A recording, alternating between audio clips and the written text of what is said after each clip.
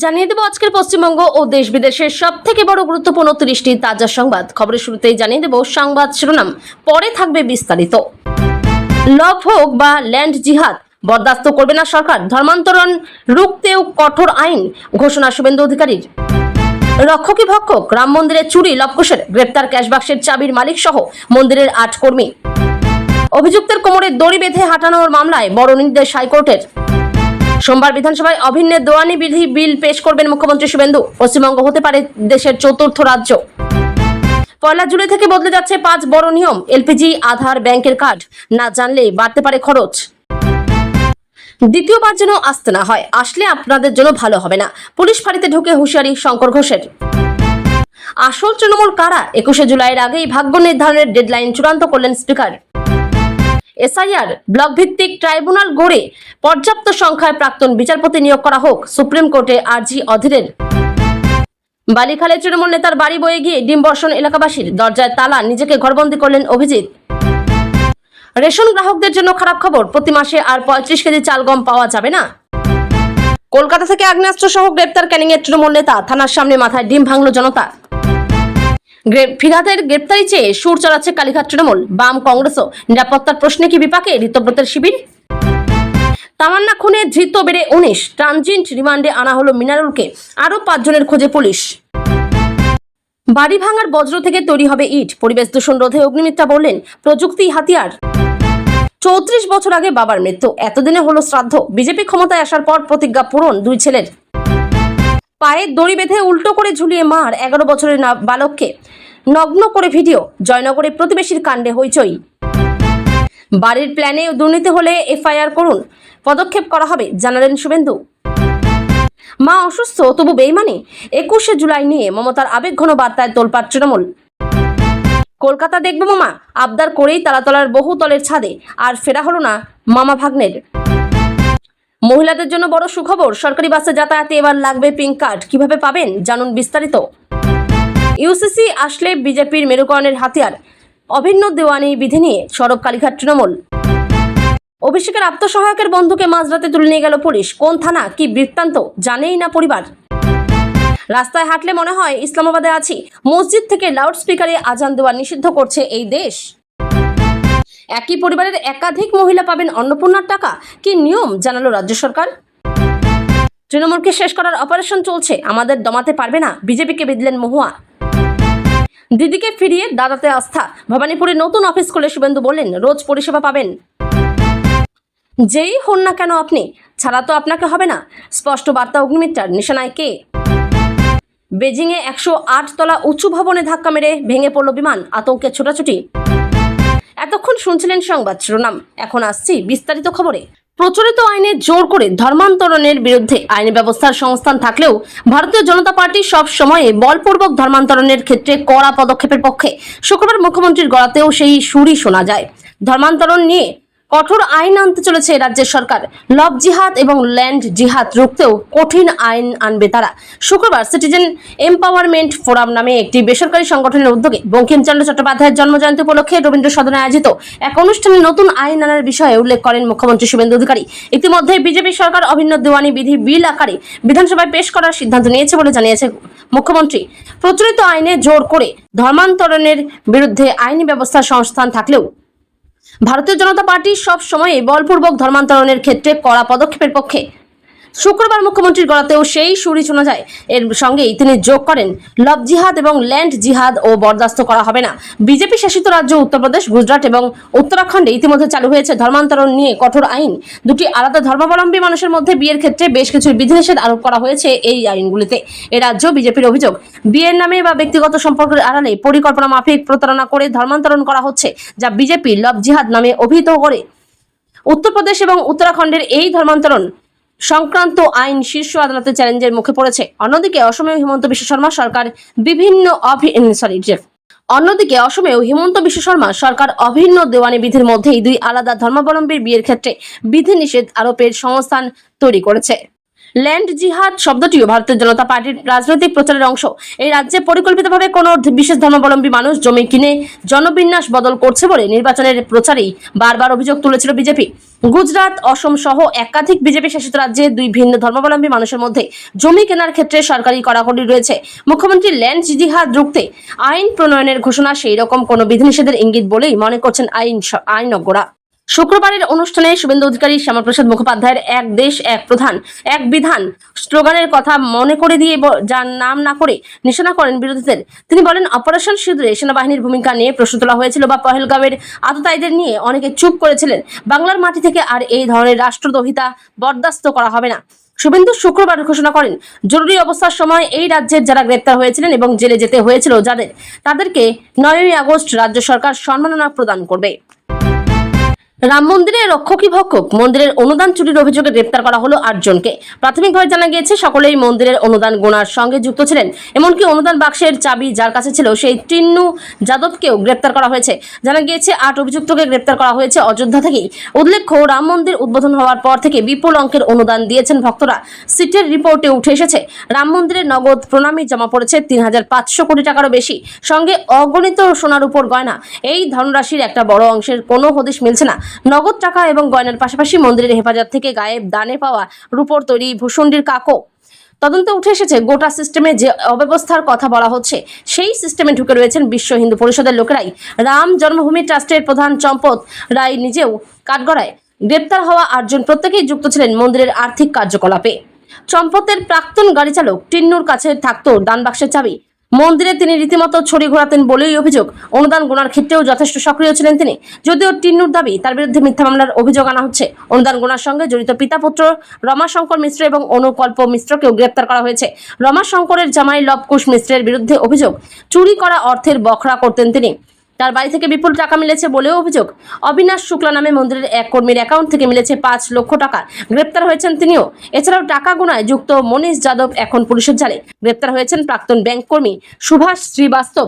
জাল রসিদ তৈরির অভিযোগে করুণেশ পান্ডে গ্রেপ্তার হয়েছেন। 8 জন গ্রেপ্তার হতেই উত্তরপ্রদেশের মুখ্যমন্ত্রী যোগী আদিত্যনাথের হুঙ্কার, সনাতন মূল্যবোধ নিয়ে যারা ছেলেখেলা করবে তাদের ছেড়ে কথা বলা হবে না। সিটের রিপোর্টের ভিত্তিতে পদক্ষেপ করবে তার সরকার, জানিয়েছেন যোগী।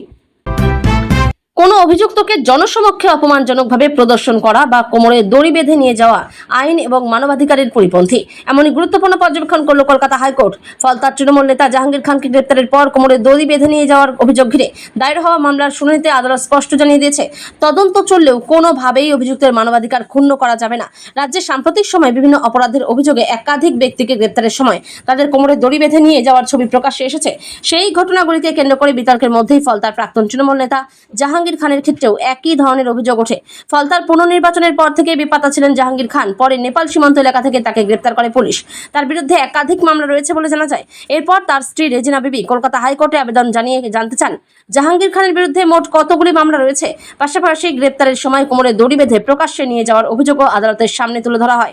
শুক্রবার 26শে জুন মামলার শুনানিতে কলকাতা হাইকোর্টের বিচারপতি সৌগত ভট্টাচার্য মন্তব্য করেন, কোনো অভিযুক্তের কোমরে দড়ি বেঁধে জনসমক্ষে ঘোরানো কোনোভাবেই আইনত গ্রহণযোগ্য নয়।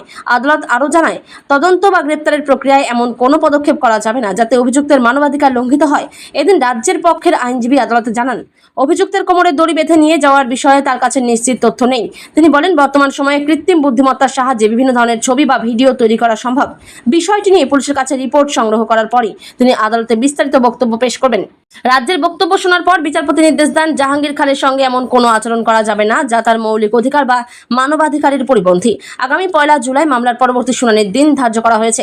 এদিকে এই ঘটনার প্রতিক্রিয়ায় তৃণমূল নেতা কুণাল ঘোষ জানিয়েছেন, কেউ অপরাধ করে থাকলে দেশের প্রচলিত আইন অনুযায়ী তার বিচার হওয়া উচিত, কিন্তু আইন নিজের হাতে তুলে নিয়ে কাউকে অপমান করা, মারধর করা বা কোমরে দড়ি বেঁধে জনসমক্ষে প্রদর্শন করা কোনোভাবেই গ্রহণযোগ্য নয়। তার দাবি, এ ধরনের ঘটনায় রাজনৈতিক প্রতিহিংসা এবং ক্ষমতার প্রদর্শনের প্রবণতা স্পষ্ট হয়ে ওঠে, যা আইনের শাসনের সঙ্গে সামঞ্জস্যপূর্ণ নয়। বিধানসভা সূত্রে জানা গিয়েছে, সোমবার মোট 5টি বিল পেশ করা হবে। তার মধ্যে রাজনৈতিক ও প্রশাসনিকভাবে সবচেয়ে বেশি গুরুত্ব পাচ্ছে অভিন্ন দেওয়ানি বিধি 2026 বিলটি। বৃহস্পতিবার সন্ধ্যা 7টায় স্পিকার রথীন্দ্র বসুর ডাকা কার্য বিবরণী কমিটির বৈঠকে বিলটি পেশের বিষয়ে চূড়ান্ত সিদ্ধান্ত নেওয়া হয়। বিজেপির এক নিশান, এক বিধান, এক সংবিধানের পথে অগ্রসর হতে চলেছে পশ্চিমবঙ্গ। সোমবার বিধানসভার অধিবেশনে অন্যতম গুরুত্বপূর্ণ বিষয় হতে চলেছে অভিন্ন দেওয়ানি বিধি, ইউনিফর্ম সিভিল কোড বা ইউসিসি সংক্রান্ত বিল পেশ। বিধানসভার সূত্রে খবর, আগামী সোমবার মুখ্যমন্ত্রী শুভেন্দু অধিকারী এই বিলটি বিধানসভায় পেশ করবেন। এর ফলে অভিন্ন দেওয়ানি বিধি কার্যকর করার পথে দেশের চতুর্থ রাজ্য হিসেবে পশ্চিমবঙ্গের নাম যুক্ত করার সম্ভাবনা তৈরি হয়েছে। বিধানসভার সূত্রে জানা গিয়েছে, সোমবার মোট 5টি বিল পেশ করা হবে। তার মধ্যে রাজনৈতিক ও প্রশাসনিকভাবে সবচেয়ে বেশি গুরুত্ব পাচ্ছে অভিন্ন দেওয়ানি বিধি 2026 বিল। বৃহস্পতিবার সন্ধ্যা 7টায় স্পিকার রথীন্দ্র বসুর ডাকা কার্যবিবরণী কমিটির বৈঠকে বিলটি পেশের বিষয়ে চূড়ান্ত সিদ্ধান্ত নেওয়া হয়। উল্লেখ্য, বৃহস্পতিবার দুপুরেও কার্যবিবরণী কমিটির একটি বৈঠক হয়। সেই বৈঠকে প্রশাসনিক ও আইন সংক্রান্ত বিভিন্ন বিল নিয়ে আলোচনা হলেও অভিন্ন দেওয়ানি বিধি নিয়ে কোনো আলোচনা হয়নি। বৈঠকে অন্যান্য বিল পেশের সময়সূচি নির্ধারণ করা হয়েছিল, কিন্তু বিকেলের পরে পরিস্থিতি পরিবর্তিত হয়। বিকেলে মুখ্যমন্ত্রী বিধানসভায় পৌঁছন। তার উপস্থিতিতে অভিন্ন দেওয়ানি বিধি বিলটি চলতি অধিবেশনেই আনার বিষয়ে আলোচনা শুরু হয়। পরে সন্ধ্যার বৈঠকে সিদ্ধান্ত হয়, সোমবারের কর্মসূচির দ্বিতীয় ভাগে এই বিলটি বিধানসভায় পেশ করা হবে। বিধানসভার টেবিল অফিস সূত্রে জানা গিয়েছে, বিলটি নিয়ে আলোচনার জন্য 1 ঘন্টা সময় নির্ধারণ করা হয়েছে। এই আলোচনায় অংশ নেবেন মুখ্যমন্ত্রী এবং বিরোধী দলনেতা ঋতব্রত বন্দ্যোপাধ্যায় সহ শাসক ও বিরোধী শিবিরের একাধিক সদস্য। ফলে বিষয়টি নিয়ে বিধানসভায় উত্তপ্ত বিতর্কের সম্ভাবনা রয়েছে। বর্তমানে দেশের মধ্যে অসম, উত্তরাখণ্ড এবং গোয়ায় অভিন্ন দেওয়ানি বিধি কার্যকর রয়েছে। পশ্চিমবঙ্গে এই বিল বিধানসভায় পাশ হয়ে পরবর্তী সাংবিধানিক প্রক্রিয়া সম্পন্ন হলে রাজ্য হবে দেশের চতুর্থ রাজ্য যেখানে অভিন্ন দেওয়ানি বিধি কার্যকর হবে। রাজনৈতিক মহলের মতে, বিধানসভা নির্বাচনের পর এটি রাজ্য সরকারের অন্যতম বড় নীতিগত পদক্ষেপ হিসেবে বিবেচিত হতে পারে।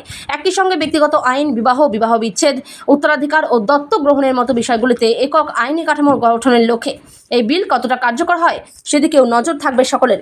সোমবার বিধানসভায় বিলটি পেশ হওয়ার পরই এ নিয়ে রাজ্যের রাজনৈতিক ও সামাজিক মহলে নতুন বিতর্ক এবং আলোচনা শুরু হওয়ার সম্ভাবনা রয়েছে। জুন মাস শেষ হতে চলল, আর মাস ঘুরলেই 1 জুলাই থেকে কার্যকর হতে চলেছে একাধিক গুরুত্বপূর্ণ আর্থিক পরিবর্তন। আধার কার্ড আপডেট থেকে শুরু করে এলপিজি গ্যাসের দাম, এইচডিএফসি ব্যাংকের ক্রেডিট কার্ডের নিয়ম, এমনকি সিএনজি, পিএনজি ও ব্যাংকের ছুটির তালিকাতেও আসছে পরিবর্তন।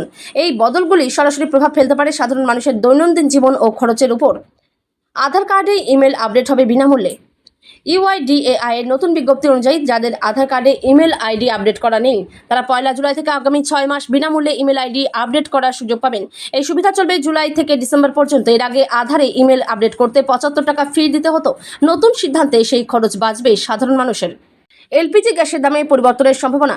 প্রতি মাসের প্রথম দিন তেল বিপণন সংস্থাগুলি এলপিজির দাম পর্যালোচনা করে জুন মাসে বাণিজ্যিক এলপিজি সিলিন্ডারের দাম 53.50 টাকা পর্যন্ত বাড়ানো হয়েছিল। এছাড়া 5 কেজির এলপিজি সিলিন্ডারের দামও বেড়েছিল। 1 জুলাই থেকে আবারও এলপিজির দামে পরিবর্তন হতে পারে, তবে গৃহস্থালীর রান্নার গ্যাসের দাম বাড়বে না কমবে তা তেল সংস্থাগুলির ঘোষণার পরই স্পষ্ট হবে। এটিএফ, সিএনজি ও পিএনজির দামেও বদল আসতে পারে। জুলাইয়ের শুরুতে এফিসিয়েন্ট টারবাইন ফুয়েল, সিএনজি এবং পিএনজির দামেও সংশোধন হতে পারে। বরং গত মাসে এই জ্বালানিগুলির দাম বৃদ্ধি পেয়েছিল, তাই 1 জুলাই নতুন মূল্য ঘোষণা হলে পরিবহন খরচ ও বিমান ভাড়াতেও তার প্রভাব পড়তে পারে। জুলাইয়ে 12 দিন ব্যাংক বন্ধ। জুলাই মাসে বিভিন্ন রাজ্যে উৎসব, আঞ্চলিক ছুটি এবং সাপ্তাহিক ছুটি মিলিয়ে প্রায় 12 দিন ব্যাংক বন্ধ থাকবে। এর মধ্যে 6 দিন থাকবে দ্বিতীয় ও চতুর্থ শনিবার এবং রবিবারের সাপ্তাহিক ছুটি। এছাড়া মিজোরাম, মেঘালয়, ত্রিপুরা সহ বিভিন্ন রাজ্যে স্থানীয় উৎসব উপলক্ষে অতিরিক্ত ছুটি থাকবে। তাই গুরুত্বপূর্ণ ব্যাংকের কাজ থাকলে আগে থেকে ছুটির তালিকা দেখে নেওয়াই ভালো। কি করবেন? 1 জুলাই থেকে কার্যকর হওয়া এই পরিবর্তনগুলির দিকে নজর রাখা জরুরি। আধার আপডেটের বিনামূল্যের সুযোগ কাজে লাগান, ক্রেডিট কার্ডের নতুন নিয়ম জেনে নিন এবং ব্যাংকের ছুটির তালিকা দেখে প্রয়োজনীয় কাজ আগে ভাগে সেরে ফেলুন। পূর্বতন তৃণমূল জমানায় শিলিগুড়ির বিজেপি বিধায়ক শঙ্কর ঘোষকে বিভিন্ন সময়ে পুলিশের একগুচ্ছ সিদ্ধান্ত ও ভূমিকার বিরুদ্ধে রাস্তা নেমে বাদানুবাদে জড়াতে দেখেছে উত্তরবঙ্গ। কিন্তু রাজ্যের রাজনৈতিক পট পরিবর্তনের পর এবার সম্পূর্ণ ভিন্ন মেজাজে ধরা দিলেন তিনি। এবার আর বিরোধী বিধায়ক হিসেবে প্রতিবাদ নয়, রাজ্যের পর্যটন মন্ত্রী হিসেবে সোজা পুলিশ ফাঁড়িতে ঢুকে মাফিয়া রাজ খতমের দাবিতে পুলিশকে কড়া হুঁশিয়ারি দিলেন শঙ্কর ঘোষ। ডাবগ্রাম ফুলবাড়ি বিধানসভা এলাকার 80 ঘর পুলিশ ফাঁড়িতে আচমকা ঢুকে কর্তব্যরত পুলিশ আধিকারিকদের উদ্দেশ্যে মন্ত্রীর স্পষ্ট বার্তা, দ্রুত কড়া ব্যবস্থা নিন, আমাকে যেন দ্বিতীয়বার এখানে আসতে না হয়। আসতে হলে কি হবে তা আমিও জানি না। বিধানসভার বাজেট অধিবেশন সাঙ্গ করে সম্প্রতি শিলিগুড়িতে ফিরেছেন পর্যটন মন্ত্রী শঙ্কর ঘোষ। শুক্রবার বর্ষার মৌসুমে নিজের নির্বাচনী কেন্দ্র ডাবগ্রাম ফুলবাড়ির সামগ্রিক পরিস্থিতি খতিয়ে দেখতে পরিদর্শনে বের হন তিনি। বিজেপি কর্মীদের সঙ্গে নিয়ে 80 ঘর এলাকার জমা জল এবং জল যন্ত্রণা নিয়ে সাধারণ মানুষের অভিযোগ শোনেন মন্ত্রী। কিন্তু এই পরিদর্শন চলাকালীনই স্থানীয় বাসিন্দাদের কাছ থেকে একগুচ্ছ বিস্ফোরক অভিযোগ পৌঁছয় মন্ত্রীর কানে। বাসিন্দারা অভিযোগ করেন, এলাকায় চরম তোলাবাজি ও গুন্ডামির রাজত্ব চলছে। জমি মাফিয়া থেকে শুরু করে বালি মাফিয়াদের দাপটে সাধারণ মানুষের জীবন ওষ্ঠাগত। এমনকি ভরদুপুরে প্রকাশ্যে আগ্নেয়াস্ত্র উঁচিয়ে নানা অসামাজিক কাজকর্ম চললেও আশিঘর ফাঁড়িতে বারবার লিখিত অভিযোগ জানিয়ে কোনো লাভ হয়নি বলে পুলিশের বিরুদ্ধে নিষ্ক্রিয়তার তোপ দাগেন স্থানীয়রা। রাজ্যের রাজনৈতিক পালাবদলের পরেও এলাকার চেনা ছবির কোনো পরিবর্তন হয়নি শুনেই ক্ষোভে ফেটে পড়েন মন্ত্রী। এরপরেই তিনি শটান হাজির হন স্থানীয় পুলিশ ফাঁড়িতে। আশিঘর পুলিশ ফাঁড়িটি মূলত ভক্তিনগর থানার অধীনস্থ। ফাঁড়িতে পৌঁছেই ভক্তিনগর থানার দায়িত্বপ্রাপ্ত আধিকারিককে ডেকে পাঠান পর্যটন মন্ত্রী। পুলিশের ঢিলেঢালার মনোভাব নিয়ে তীব্র অসন্তোষ প্রকাশ করে শঙ্কর ঘোষ হুঁশিয়ারি দিয়ে বলেন, এলাকার সাধারণ মানুষের যত নিরাপত্তা সংক্রান্ত অভিযোগ রয়েছে তার দ্রুত নিষ্পত্তি হওয়া প্রয়োজন। আমি পরিষ্কার বলে যাচ্ছি, আমাকে যেন দ্বিতীয় দিন এই ফাঁড়িতে আসতে না হয়। আসতে হলে কি পরিস্থিতি তৈরি হবে তা কিন্তু আমিও জানি না। পুলিশের একাংশের পুরনো মানসিকতাকে আক্রমণ করে রাজ্যের মন্ত্রী আরও বলেন, ওরা যদি ভেবে থাকেন যে বিগত সরকারের আমলে যেভাবে কাজ করতেন এখনও ঠিক সেইভাবেই পার পেয়ে যাবেন, তবে সেটা আর হবে না। দুর্নীতি এবং অপরাধমূলক কাজকর্মের বিরুদ্ধে আমাদের নতুন সরকারের নীতি অত্যন্ত স্পষ্ট, জিরো টলারেন্স।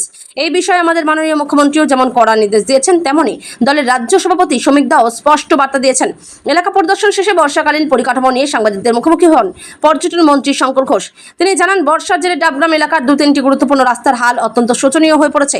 এই বিষয়ে ইতিমধ্যে উত্তরবঙ্গ উন্নয়ন দপ্তরের আধিকারিকদের সঙ্গে তার বিশদ কথা হয়েছে। তড়িঘড়ি কাজ করার অপকারিতা নিয়ে মন্ত্রী বলেন, এই ভরা বর্ষার মধ্যে তড়িঘড়ি রাস্তা তৈরি করা মানে সরকারি অর্থকে স্রেফ জলে ফেলে দেওয়া। তবে আমরা চেষ্টা করছি বর্ষার দাপট কমলেই যাতে আগামী দুর্গাপুজোর আগে যুদ্ধকালীন তৎপরতায় এই রাস্তাগুলির কাজ শুরু করা যায়। এর পাশাপাশি এলাকার আইন শৃঙ্খলা, পুলিশ প্রশাসন এবং ট্রাফিক ব্যবস্থার স্থায়ী সমাধানের জন্য কি কি খামতি রয়েছে সেগুলো খুব শীঘ্রই খতিয়ে দেখে ব্যবস্থা নেওয়া হবে। কালীঘাটপন্থীরা নাকি অধুনা এনসিপিআই সাংসদরা। লোকসভায় কারা আসল তৃণমূল, কাদের হাতে থাকবে দলের প্রতীক নির্ধারণ করার দিনক্ষণ চূড়ান্ত করে ফেলেছেন স্পিকার ওম বিড়লা। সূত্রের খবর, সংসদের বাদল অধিবেশনের আগে তৃণমূলের 2 শিবির এবং একই সঙ্গে শিবসেনার উদ্ধব শিবিরের সাংসদদের ভাঙন নিয়ে চূড়ান্ত সিদ্ধান্ত জানিয়ে দেবেন স্পিকার। স্পিকারের সচিবালয় সূত্রের খবর, ইতিমধ্যে তৃণমূলের 2 পক্ষের বয়ান তিনি শুনেছেন। একদিকে যেমন কাকুলিরা নিজেদের বক্তব্য জানিয়ে এসেছেন স্পিকারকে, অন্যদিকে তেমনই অভিষেক বন্দ্যোপাধ্যায়রাও নিজেদের বক্তব্য তুলে ধরেছেন স্পিকারের সামনে। শিবসেনার বিদ্রোহী 6 সাংসদ এবং উদ্ধব ঠাকরে ওই 2 পক্ষের বক্তব্য শুনেছেন। সূত্র বলছে 2 ক্ষেত্রেই শুনানি সম্পন্ন। বাদল অধিবেশন শুরুর আগেই 2টি বিষয়ে চূড়ান্ত সিদ্ধান্ত নিয়ে নেওয়া হবে এবং বাদল অধিবেশনের প্রথম দিন থেকেই লোকসভার নতুন আসন বিন্যাস জানিয়ে দেবেন ওম বিড়লা। 20 জুলাই শুরু হচ্ছে সাংসদের বাদল অধিবেশন, তার আগে তৃণমূলের ভাগ্য নির্ধারণ হয়ে যাবে। আসলে তৃণমূলের বিদ্রোহী 20 জন সাংসদ নতুন রাজনৈতিক দল এনসিপিআইতে যোগ দেওয়ার পর মনে করা হচ্ছিল তৃণমূলের প্রতীক, নাম এবং সম্পত্তির আশা ত্যাগ করেছেন বিদ্রোহীরা। কিন্তু ওই যোগদানের পরও সুদীপ বন্দ্যোপাধ্যায় বলেন, এই দলের পরবর্তী কার্যক্রম কি হবে, তৃণমূলের কংগ্রেসের প্রতীক চিহ্ন, সম্পদ, সেগুলো নিয়ে কি পদক্ষেপ হবে সেগুলো বিচার্য বিষয়। তবে আমার দীর্ঘ অভিজ্ঞতা বলছে এগুলো সবই আদালতে নিষ্পত্তি হবে। অর্থাৎ প্রতীক এবং দলের সম্পত্তির জন্য যে মমতা বন্দ্যোপাধ্যায়কে তারা আদালতে টেনে নিয়ে যাবেন সেই ইঙ্গিত দিয়ে রেখেছেন সুদীপ। অন্যদিকে অভিষেকদের সাফ দাবি, ওই 20 জন সাংসদ এনসিপিআইতে যোগ দেওয়ার সঙ্গে সঙ্গে তারা সাংসদ থাকার অধিকার হারিয়েছেন। এই পরিস্থিতিতে স্পিকার কি সিদ্ধান্ত নেন সেদিকে নজর রয়েছে গোটা দেশের রাজনৈতিক মহলের। 21শে জুলাই তৃণমূল কংগ্রেসের জন্য ঐতিহাসিকভাবে যেমন গুরুত্বপূর্ণ, তেমনি সাংগঠনিকভাবেও। ক্ষমতায় থাকাকালীন ওই দিনটিকে প্রতি বছর নিজেদের শক্তি প্রদর্শনের মঞ্চ হিসেবে ব্যবহার করত জোড়াফুল শিবির। কিন্তু এই বছর ক্ষমতা হারাতে দলের ছন্নছাড়া দশা। কারা নতুন তৃণমূল, কারা আসল তৃণমূল, কারা ঋতব্রতপন্থী, কারা সংসদে বিদ্রোহী এবং সব শেষে কারা এখনও মমতা বন্দ্যোপাধ্যায়ের সঙ্গে রয়েছেন, সব নিয়ে ধোঁয়াশা। এই পরিস্থিতিতে সংসদের স্পিকার কি সিদ্ধান্ত নেন সেটার উপর 21শে জুলাই কি হবে। অধীরের বক্তব্য, পশ্চিমবঙ্গে এসআইআর করে প্রায় 27 লক্ষ ভোটারের নাম বাদ দেওয়া হয়েছে। তাদের মধ্যে শুধুমাত্র মুর্শিদাবাদ থেকে 5 লক্ষ নাম বাদ পড়েছে। ভোটার তালিকার বিশেষ নিবিড় সংশোধনে এসআইআর এর লক্ষ লক্ষ মানুষের নাম বাদ গেছে। যাদের নাম বাদ পড়েছে তাদের অনেকেই ইতিমধ্যে ট্রাইব্যুনালে আবেদন করেছেন। মুর্শিদাবাদ বা মালদহের জন্য আলাদা করে ব্লক ভিত্তিক ট্রাইব্যুনাল গঠন করে আবেদনকারীদের মামলা নিষ্পত্তি করা হোক, এমনই দাবি তুলে এবার সুপ্রিম কোর্টের দ্বারস্থ হলেন কংগ্রেস নেতা অধীর চৌধুরী। জনস্বার্থ মামলা দায়ের করলেন তিনি। শুধু তাই নয়, ট্রাইব্যুনালে পর্যাপ্ত সংখ্যক অবসরপ্রাপ্ত বিচারপতি নিয়োগের আবেদনও করেছেন অধীর বক্তব্য, পশ্চিমবঙ্গে এসআইআর করে প্রায় 27 লক্ষ ভোটারের নাম বাদ দেওয়া হয়েছে। তাদের মধ্যে শুধুমাত্র মুর্শিদাবাদ থেকে 5 লক্ষ নাম বাদ পড়েছে। অধীরের দাবি, সামান্য ভুলে কোনো শুনানির সুযোগ না দিয়েই ওই সব ভোটারের ভোটাধিকার কেড়ে নেওয়া হয়েছে। অনেকে ট্রাইব্যুনালে আবেদন করেছেন, কিন্তু ট্রাইব্যুনালে যে গতিতে নিষ্পত্তি হচ্ছে তা নিয়ে প্রশ্ন তুলেছেন অধীর। সুপ্রিম কোর্টের নির্দেশেই ট্রাইব্যুনাল গঠন করা হয়েছে। অবসরপ্রাপ্ত বিচারপতিরা বাদ যাওয়া ভোটারদের নথি নিষ্পত্তি করার দায়িত্বে রয়েছেন। অধীরের দাবি, মুর্শিদাবাদের জন্য মাত্র 2টি ট্রাইব্যুনাল, ফলে দিনে 30 থেকে 50 জনের বেশি ভোটারের মামলা খতিয়ে দেখা সম্ভব হচ্ছে না। যদি এই গতিতে কাজ হয় তবে ট্রাইব্যুনালে আবেদনকারী মুর্শিদাবাদের ভোটারদের নথি নিষ্পত্তি করতে 4 থেকে 5 বছর সময় লেগে যেতে পারে। কংগ্রেস নেতা মনে করেন এই কাজে গতি আনা প্রয়োজন, সেই কারণে আরও অবসরপ্রাপ্ত বিচারপতি নিয়োগ করা হোক। মালদহ মুর্শিদাবাদের জন্য ব্লক ভিত্তিক আপিল ট্রাইব্যুনালে গঠন করে দ্রুত নিষ্পত্তি হোক আবেদনগুলি। কংগ্রেস নেতা দাবি, এসআইআর এর নাম বাদ দেওয়া যাওয়ায় অনেক মানুষ সরকারি এবং সামাজিক সুযোগ সুবিধা থেকে বঞ্চিত হচ্ছেন, যা কাম্য নয়। সুপ্রিম কোর্টের কাছে অধীরের আবেদন, মামলার চাপ সামাল দিতে পর্যাপ্ত সংখ্যক কর্মরত বা অবসরপ্রাপ্ত বিচারপতি নিয়োগ করা হোক। একই সঙ্গে তার দাবি, শুনানিতে নিষ্পত্তি হয়ে যাওয়া আবেদনকারীদের রায়ের কপি যাতে সকলে দেখতে পান তার জন্য তৈরি করা হোক একটি ডিজিটাল পোর্টাল। উল্লেখ্য, এসআইআর নিয়ে ইতিমধ্যে সুপ্রিম কোর্ট রায় দিয়েছে। শেষ শুনানিতে প্রধান বিচারপতি সূর্যকান্ত, বিচারপতি জয়মাল্য বাগচি এবং বিচারপতি বিপুল মনুভাই পাঞ্চলির বেঞ্চ রায়ে জানিয়েছে, স্বচ্ছ ভোটার তালিকা তৈরি করার ক্ষমতা কমিশনের রয়েছে। তারা ভোটার তালিকা যাচাই করতে পারে। অবৈধ ভোটারদের নাম তালিকা থেকে বাদ দেওয়ার মধ্যে কোনো অন্যায় নেই।